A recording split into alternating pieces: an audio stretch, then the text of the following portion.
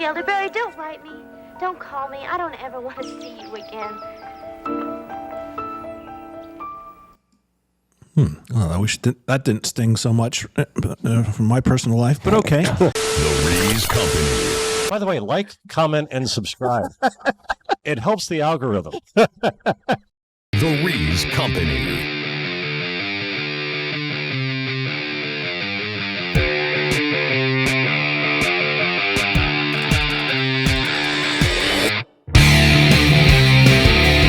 All right, crack open a tepid Genesee and watch the pictures as they travel through your neighbor's Wi-Fi. It's the Rees Company.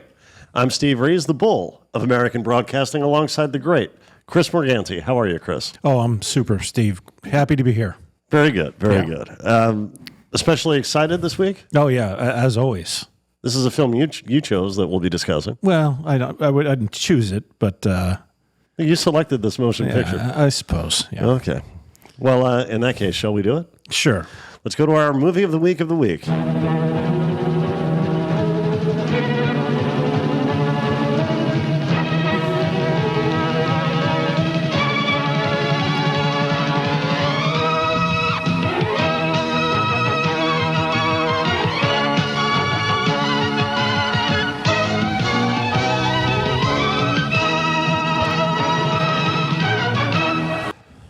Yeah, this one's called Schoolboy Father. Yep. Now, when I saw the title, I thought it might have been a sitcom. Well, no. You know what I thought the premise of the sitcom might be? No, go ahead. Where the main character is sort of like the Doogie Howser of priests. Oh, okay. But that's not what this is at all. It aired as an ABC Afterschool Special on October 15th, 1980. There was one we did maybe a year ago where it was the dude from Law and Order. What's his name? The main guy from Law and Order. Sam Waterston. Sam Waterston. Remember that? He was running a like school for boys. Yes. And he was just an awful... He could have been... That could have been called Schoolboy Father, too. But that was an interesting like drama mystery with a twist at the end.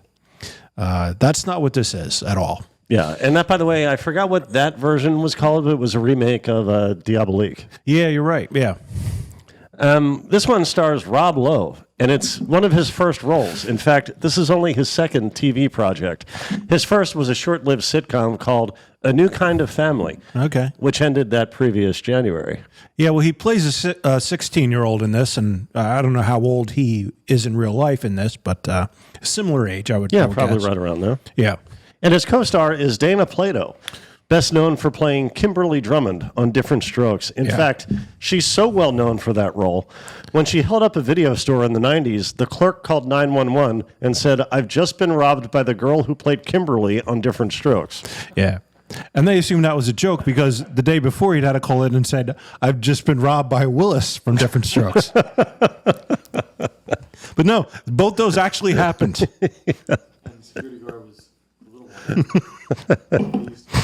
You're saying Gary Coleman was the security guard. Yes, he did end up being a security guard for a while. Well, just because you're in Hollywood doesn't mean you're guaranteed to stay there. Right. Sometimes you have to seek other employment. Well, I think in the case of Gary Coleman, I think his parents stole his money. I could be wrong. I'm sure that happened too.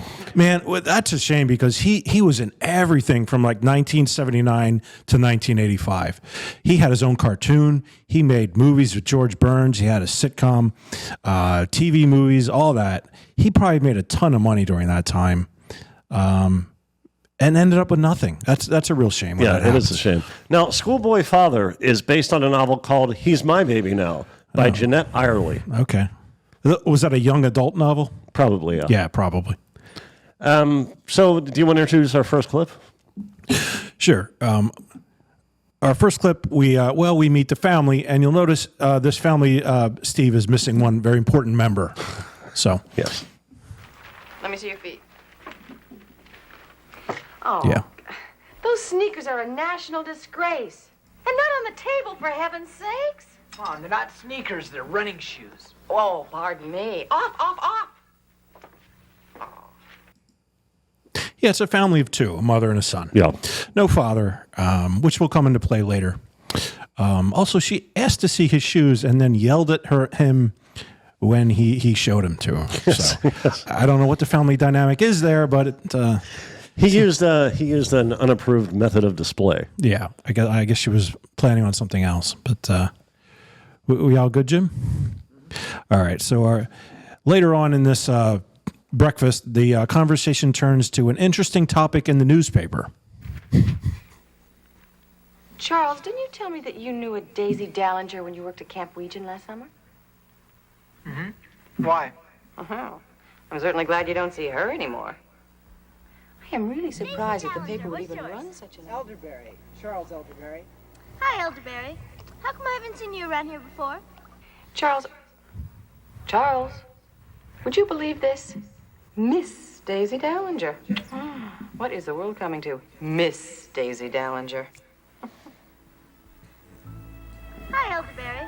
How come I haven't seen you around here before? Well, I work over in the kitchen. I just started laughing. Oh!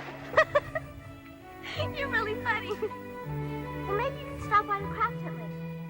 I mean, if you'd like.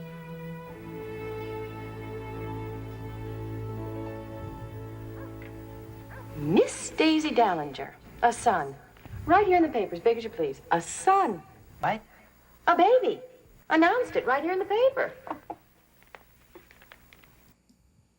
Now, as we'll later find out, Steve, she raised her son out of wedlock, right? No, I believe he was around. They were married, and his dad was around for a couple of years. Oh, okay. All right. Well, she seemed very judgmental nonetheless, but, it was a different time, I guess. It was 40-some years ago. But, all right. And this was someone he knew. I think we all saw what was going on there. This is someone he knew the summer before. Yeah. Had a fling with, and now he finds out she's pregnant, and he's counting how many months it's been since he's seen her. Yes. So we'll see that makes him a little bit preoccupied in the next scene.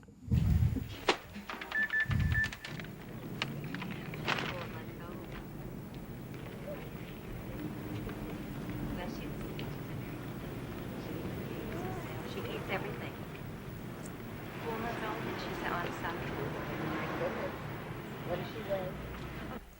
Jeff, I'm gonna need to borrow your car. Now? During work? If Farley catches you, don't worry, he won't.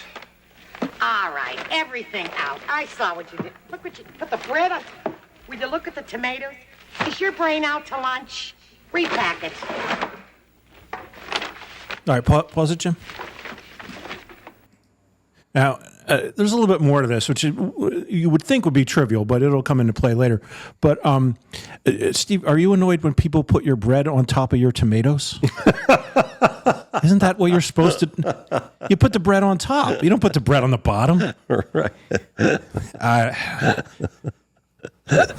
guess whoever wrote that, here we go. Go ahead with the next one, Jim.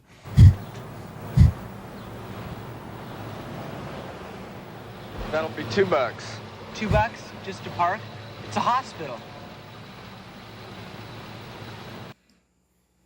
Yeah. All right.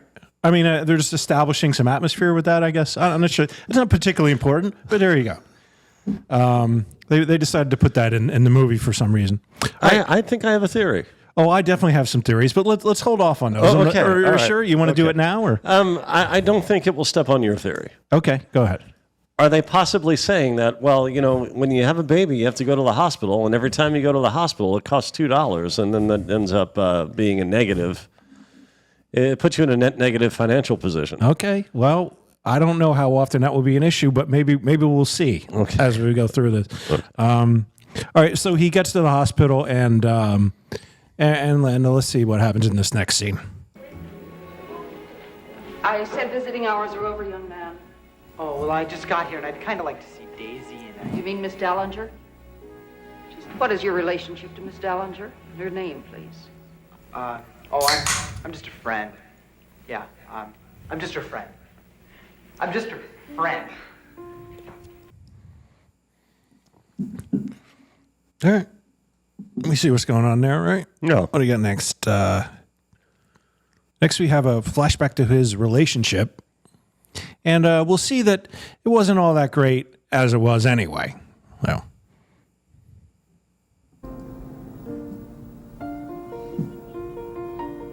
guess with you living in Brockton, we probably won't see each other as much. There'll still be weekends and stuff. And I'm gonna write you. We can talk on the phone. No. What do you mean, no? You ever gonna get married? I don't know. Maybe someday, I guess. I mean... Look, Elderberry, don't write me. Don't call me. I don't ever want to see you again. Well, I wish that didn't sting so much from my personal life, but okay. Here we go. All right, so now we see, next we're going to see him. He didn't get to see the baby or the mother, his former girlfriend, when he went to the hospital the first time. So now we'll see him make another attempt at it here.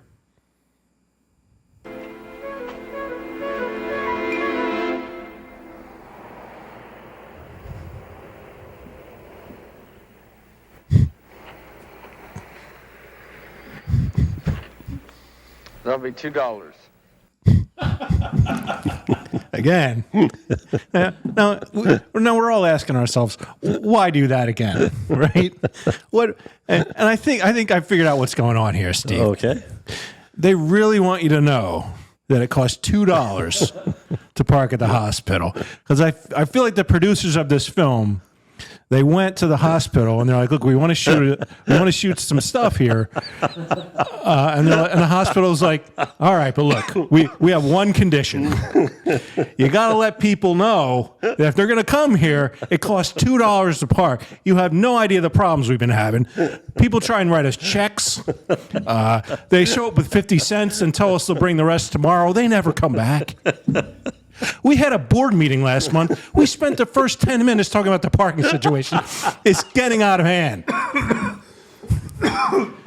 So they just really had to put that in there. If you're going to go to this hospital, folks, bring $2. Can we go back to that scene? I want to point something out to you. All right, yeah. We might see it again, but all right. I like to do this. I think that was 10:10, right? Or 11:18. Yeah. Yeah, 11:18. Yeah. Here. Oh, wait, right there. The parking sign. Which brings a good point. We're 11 minutes in and we've seen that twice. This is only a 45-minute movie. Okay. Look. Hey, can we pause right there? Right there. Okay. Yeah, I see what you're going for, Steve. Yeah. Why are they collecting the money on the way in when $2 is the minimum? So you pay your $2. Then when you're leaving, that guy is bugging you for $1 more because you've been there over 2 hours. Right. That's another 50 cents. Yeah. Yeah. Oh man. Yeah. Just a mess, this place. All right. Sorry to interrupt. Wait, also Chris. it says emergency. Oh, Yeah. All right. That was something else. All right. Yeah. All right. So what are we doing next here? This is 12:15. This is where he meets the mother of the baby here, finally. You can show this. That's fine. He's having a that's fond some memory. reminiscing there. He's got a flower for her. Out! I thought I told you I never wanted to see you again, Elderberry. Go away. Might have known you'd be the one disturbing my mother's. Now, look, I'm afraid you're going to have to leave. And I mean right now. No, it's okay. He can stay. Dr. Karen, Well, 305. just a few minutes. No longer. 305. Well, come on if you're coming. Yeah, that's what she said. That's how all this trouble started, Steve. Did you not catch it? No. All right. All right. You just didn't think it was funny. No, I want to see where I'm a little confused because I have some notes for this. I don't want to step on what you have. I have no notes. Go ahead. Okay. Well, left alone, the two have a chat. Rob Lowe, who plays the guy called Elderberry. Yeah. That to me sounds like part of an old phone number. Elderberry 59970. Yeah, that used to be with 3. Yeah, the E. Yeah. 35. We learned that Dana was kicked out of her home when her father found out she was expecting. Yeah. And their conversation continues. Do you have anything to introduce this, or Are we going to see more of this conversation? Yeah. Yeah. Are we? 1348. I thought the next clip is him and his friend, but oh no, I know what it is. Yeah, I remember Okay, now. all right. We had an unexpected layoff last week, so I'm a week behind or 2 weeks rather than Yeah, we watched this film a week ago. Yeah, it was a while ago. But what was I? Oh yeah, Steve. Did they have? I didn't know if that was just mothers or were those all teen mothers? Oh, I don't know. I didn't catch that. Yeah, I'm wondering if they have a teen mothers wing in the hospital, which may cause me to change my plans for the weekend if they do. I might be loitering. You know what? I don't know if I had the $2, but if I can scrounge up the change, I might be loitering there. Anyway, yes, we're next going to see a Planned Parenthood commercial. I didn't even know that you were... Pregnant? Well, I was. Didn't you take any precautions? You were there, did you? No. I always thought the girls were supposed to. Yeah, and I always thought the guys were. Not that it matters much now. Well, that's a very laissez-faire attitude to it all. Doesn't matter now. Yeah. So she announces that she plans to give the baby up for adoption. Yeah. Right. Yeah, and in this next scene, we'll see that Rob Lowe, he has some other motivations. Elderberry. What's his first name? I have no idea. Yeah, me neither. How'd you get pregnant? I don't know. You took precautions, didn't you? Well, sort of. How sort of? Well, we didn't use anything, but that's not the problem. The problem is that now that she's had the baby, she wants to give it away. Adoption? It's a good idea. That way you don't get stuck with anything. And you'll have enough money to buy Herbert's car. What do you mean stuck with anything? Look, you had a father. I never had a father. And they're giving away my baby. I mean, I could turn on the TV in 20 years to watch the World Series and never even know that the pitcher's my son. And what about the Super Bowl? Yeah. It's a valid concern. Yeah. It's a very juvenile mind to think about, well, this kid could turn into an NFL quarterback. Therefore, I don't want to give him up. Right. Yeah. Also, he just admitted to being, I think if you read between the lines there, he tried to pull out, but it didn't work. You know, when he said, did you take any precautions? Yeah. Well, we didn't use anything, but I think he said sort of or something. He said we didn't use anything, which means they tried to take some precautions, but things happen. Well, that night, Rob studies for an English test, but he can't concentrate. His thoughts revert to when he first laid eyes on his child. He doesn't do well on the English test, and on his next visit to view the infant, Rob encounters the woman from social services who is handling the adoption process, and the two convene with Dana. You like to say anything about this? No. Yeah, this is a meeting with the caseworker, right? Yep. Now, I can assure you that the adoptive family is an excellent one. In a case where the father is known, we also need his consent. You can see where Daisy signed. Just sign below. You're very lucky, you know. Before the Supreme Court ruling in 1972, the father had no rights at all. Well, I'm afraid it's hardly solved the problem. Over 1 million teenage pregnancies last year alone. Is there some problem? You mean if I don't sign this, the baby can't be adopted, and I could keep him? Oh, no. Just sign that paper so we can get this over with, please. I'm not quite sure I understand, Charles. Oh, yeah, well, I do. He just hasn't been around for 9 months, that's all. He doesn't know what it's like not to be invited out to parties. Or have some of your friends not be your friends anymore.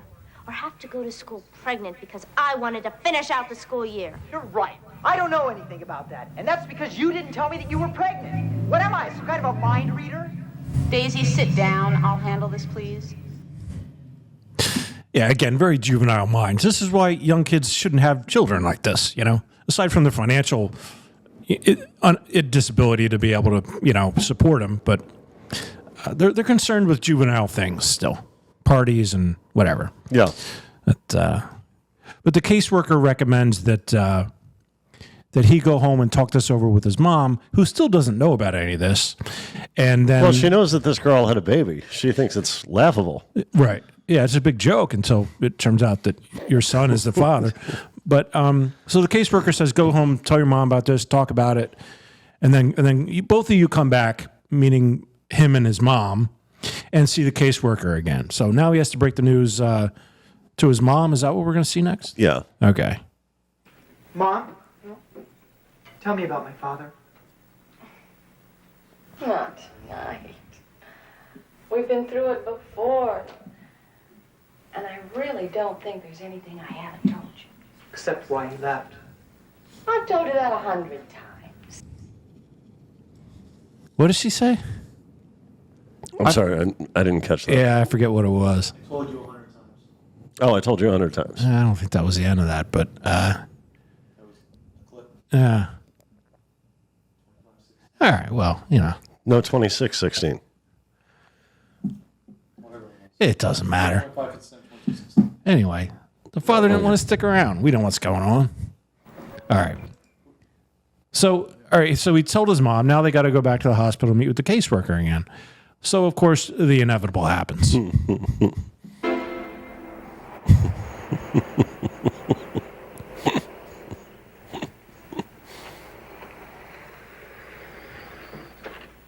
I'm not sure that's a hospital employee. You know, I was thinking that too. I think that guy, maybe he just shows up there. I mean, maybe he had some kind of like patch on that shirt that says parking. We don't see it. You know, you don't see it. They could have given him a sash, anything. So there's now a suggestion of an arrangement. Okay. What the arrangement? The trial.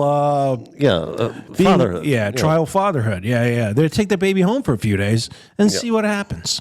And he tries to balance schoolwork and fatherhood. He does so with much difficulty, which is demonstrated in this montage. we're about to see.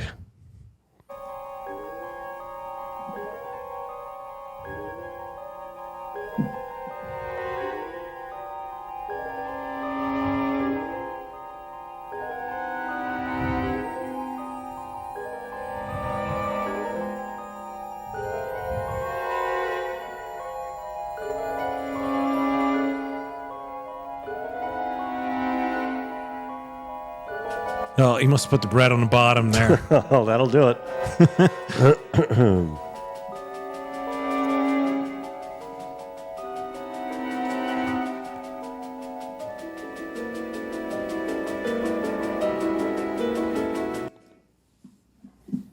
Yeah, things aren't going well. No. So, did you have the Nancy McKeon clip I do here? have it. Yeah, I do think we should see Nancy McKeon. She's a girl in Rob's class whom he quite fancies. Yeah. And she's played by the 80s ubiquitous Nancy McKeon. Yeah. From Facts of Life. Facts of Life, 1,000 things. It seems like she was in a lot of TV projects, the TV movies of the 80s. She's never come up on this show, but I believe you're right. Right. Yeah. And I guess we were supposed to, like, the guys our age were supposed to like her.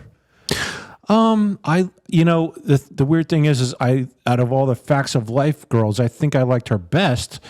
But I found that's a default position. Yeah, exactly. It was the default position. The rest of them were just unattractive, in my opinion.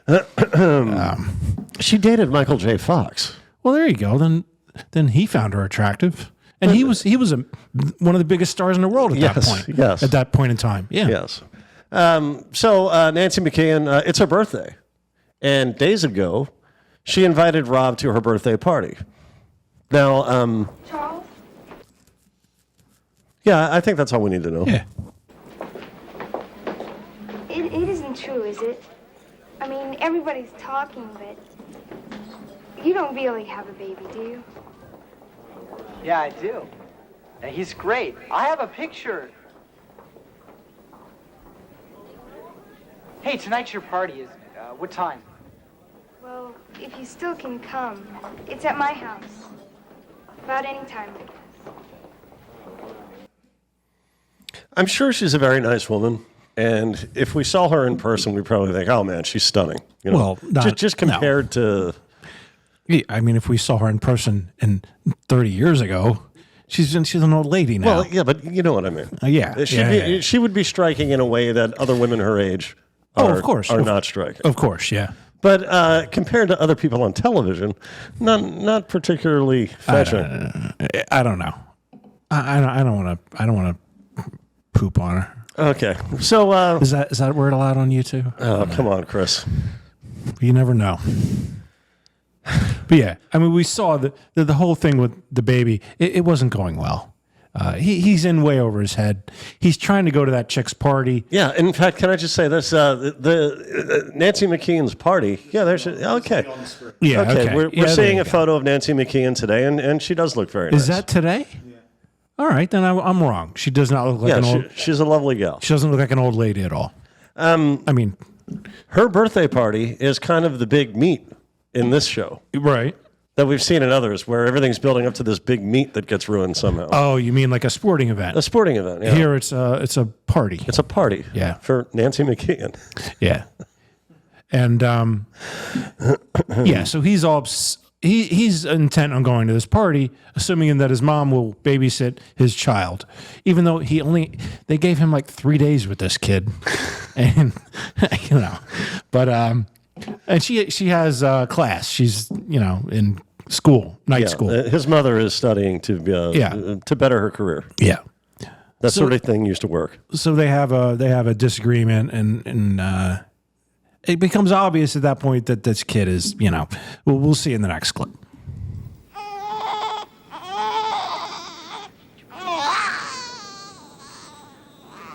Would you shut up? Would you shut up?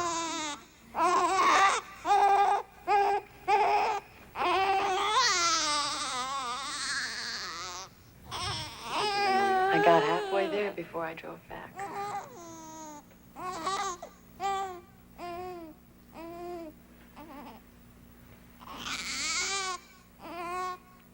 I can't do it, Charles. I cannot bring up another baby alone. And I won't. Not again.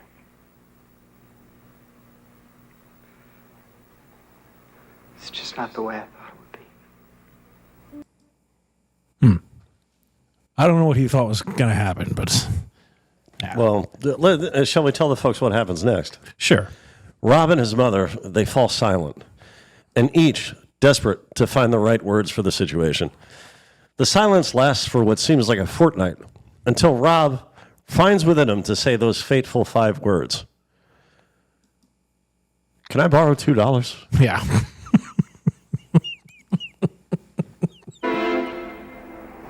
Yeah, this is him returning the baby. There you go. There you go. No, actually, Rob decides, with the help of his mother, to return the baby into the caring hands of social services. Well, they have to an adopted family eventually. Yeah. Yeah. Yeah. Someone who's a family that's better prepared to take care of him. Was it a him? It was a him, right? I believe so. Yeah, because he wanted to have a quarterback. Yeah. He named him Wolf. Remember that? Oh, that's true. He named him Wolf that's true. because in case he becomes a quarterback. That's what he said. Yeah. Which actually, I don't believe there's ever been an NFL quarterback named Wolf. But that would be. You know what? Wolf Elderberry? Actually, Wolf Elderberry. I got to look for him in my fantasy league. It's funny you bring that up because when I caught that, I looked it up to see if there ever had been. Yeah. Because why would he insist that Wolf is a good name for a quarterback? It just sounds cool. And there is a quarterback for not the NFL, but for Canadian? No, Wisconsin Badgers. Currently? Named Wolf, yes. Oh, okay. Maybe they saw this movie and said, you know what? That is it. You should check if his middle name is Elderberry, and then we'll know for sure that it came from this film. Anything else you want to say about this before we rate it? No, you want to go first? Or I can. May I also ask you what made you pick this one? Well, we'd planned on doing something else. And we had been here maybe a little bit longer than usual last week, and maybe had a little too many Genesees. Because I don't think we made a wise decision. We made a spur-of-the-moment decision based on an offhand comment I made to watch a I use this term very loosely, documentary about the Paul McCartney is dead hoax. Yes. I had watched that maybe 2 years ago and remembered very little about it, other than it being terrible. And then you actually rewatched it and confirmed that it was even worse than I had imagined. And then I started thinking, it was all, because it's not a real documentary, there's no actual film clips in it. It's all like voiceover, right? Yeah, And, like, text there on the is some screen? footage and contemporary interviews, like getting off the plane at JFK and stuff like that. See, I didn't even know if they'd be able to get the rights to stuff like that. But But very few of those. Mostly, it's an alleged cassette tape that George Harrison mailed to some dude. yeah, it was supposed to be a deathbed confession where George says that the Paul is dead thing was real. If you don't know what we're talking about, don't even bother looking it up. It's not worth your time. Well, actually, if you're interested in it for the comedy, we just don't have the energy to sift through this because so much of it is obvious lies. And the guy pretending to be George Harrison is clearly an American pretending to be George Harrison. Yeah, it sounds nothing like him. No. Yeah. And the fact that it's mostly text on the screen would just make it horrible for us to even show you clips. So we scrapped that, and last minute I looked for anything I could find. I see Rob Lowe and Dana Plato. There's two people I know.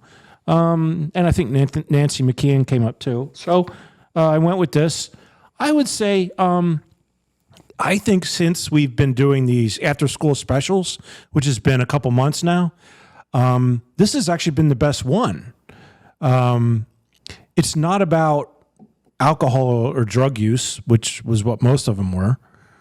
And we agreed that very few people would be dissuaded by the movies regarding not abusing drugs and alcohol that we watched. With this, I feel like it's different. I feel like somebody could learn a legitimate lesson out of this and maybe think about, I should probably wear a condom or do a better job of pulling out than Rob Lowe did in this film. So I think this is, I'm going to give this like 3 out of 5 Meritus and say this is a better quality of school special than we've seen, and we all learned something. Well, I was going to give it 2 for the same reason. And that something is that it costs $2 to park at the hospital. I'm sorry to interrupt, Steve. Go ahead. Oh, no, you're fine. I was going to give it 2 for the same argument you just made, that it does well its task of dissuading people from making horrible decisions. I think it would make somebody give a second thought. Yeah. Exactly. And for that, it succeeds. Yeah. So in that case, I'm going to bump my rating to 3 out of 5, and we'll agree on this one. Okay.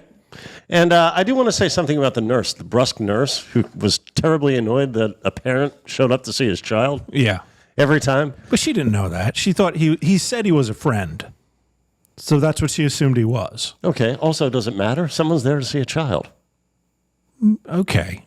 Okay. Yeah. Fair enough. Yeah. What does it have to do with her? You don't. You're making right. This will be good advice to me when I go there tomorrow. The teenage pregnancy wing. But I actually had a nurse like that. We talked about it on the show a couple months ago. But I spent a day and a half in the hospital in May. And during my stay, I was having nebulizer treatments every 4 hours. I don't know what that is. That's when they put a mask on the patient and it pumps steroids as he breathes. Oh, okay. It fills your lungs up with steroids. So the doctor called off my overnight treatments. Okay. Yeah, Chris? All right, yeah. He called off my overnight treatments. Did you punch your girlfriend when you got home? as Ralphie from the Christmas Story did? Didn't he do that? Or am I thinking of something else? He threw a chair. Oh, yeah, threw a chair. In class. Right. So my overnight nebulizer treatments were called off, and still don't know why. But the nurse told me I could have as many as I wanted. Okay. Wanted, Chris. Odd choice of a term, if you ask me. Yeah. I thought that was a little weird. Well, around 11 that night, I had tremendous difficulty breathing, so I hit the call button, and I said, my breathing is very labored. So the nurse came in and hooked me up to the nebulizer, and then after 15 minutes, I was good as new. I went to sleep. A couple hours later, I woke up again struggling to breathe, just unable. So I called the nurse and said so. I didn't throw a fit. I was perfectly polite. Same nurse, huh? Just asking for the help I needed to stay alive. Well, she came in pretty annoyed and told me that because it hadn't been 4 hours since my last treatment, she had to get approval from the doctor. Now, Chris, I'm suffocating. Yeah. My lungs are trying to kill me. Yeah. So as we're waiting for the doctor to give the okay, this nurse said to me, you need to relax. You just have to do this. And hold it. And let it go. As though I hadn't thought to try that. That's the exact thing that you came in there because you were physically unable incapable of doing that. Yeah. Hey, I was just going to, glad you said that because I was just going to put this pillow over my face. You're telling me that's not going to work? You know, yeah, this these person with a loonies- broken arm here, you just need to wave it like this. What a crazy piece of advice she gave you. Yeah, people like that do exist in the medical profession. Luckily, they're few and far. That reminds me, I watched a movie called The Confession from 1999 this week. Ever hear of this? Not from 1999, no. There's actually a lot of movies called The Confession, but this is Alec Baldwin and Ben Kingsley. I felt like Alec Baldwin was a little bit miscast in this, but Ben Kingsley, he brings his son to the hospital, and it's New York City. The hospital is super crowded, and his son dies in the waiting room. And he gets very upset by this, and he kills the doctor, the nurse, and the admissions clerk. So it was a pretty interesting movie. I don't remember it being out at the time, but I guess it was worth watching, you know. But I just thought it was interesting. Anything else we didn't talk about you might want to talk about? No, I think we did it. I think we did. Okay, thanks so much, Chris We're Morgana. wrapping Jim this up Corham. before it's even 9 o'clock. Well, that's wonderful news. Oski Wiwi. Oski Wawa. Maganaro. Tigers. Eat 'em raw, we did it, sir. Hey, baby. How you doing? Oh, okay. All right. Sorry. Hey, looking good. You know, that kid's going to need a father soon. I make $17 at the Subway. I'm just saying.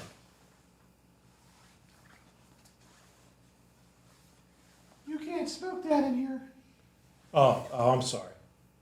Hey, you got $2 I can borrow? I'm parked illegally outside. They're real sticklers on that. Steve Reese.